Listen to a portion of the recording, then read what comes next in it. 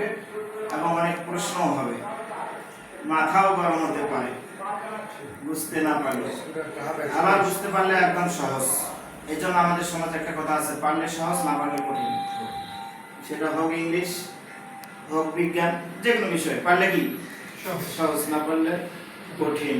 তো এইখানে আল্লাহ বলেছেন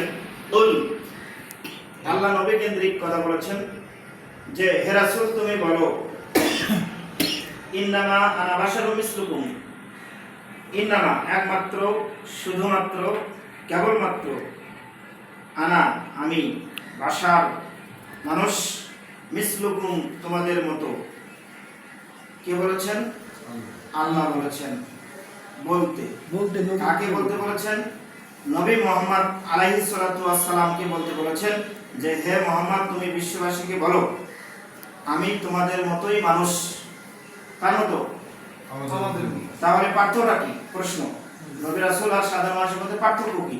এখানে আল্লাহ বললেন যে হে রাসূল তুমি বলো আমি তোমাদের মতোই মানুষ। তাহলে অবশ্যই তো একটা পার্থক্য আছে। পার্থক্যটা কি?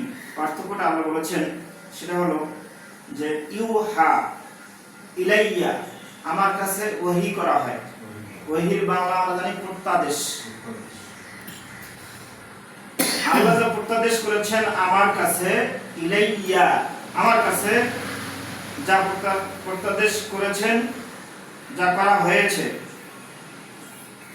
এটাই হলো পার্থক্য। আমি তোমাদের মতো মানুষ, পার্থক্য হলো আমার কাছে ওহী করা হয় আর তোমাদের কাছে তাহলে মানুষ একই, পার্থক্যটা কোথায়? ওহী করা না করা। এবার বলেন তাহলে নবীর খাওয়া দাওয়া আছে, যেহেতু আমাদের পাবলিকে কি আছে, হাট বাজার আছে, নবীদেরও আছে। হাট বাজার যাওয়া দেখলে মুনাফিকদের গা শিহরে ওঠে, গাত্র দাহ হয়। নবী মানুষ, আপনি কেন বাজারে যাবেন? খেতে হবে না?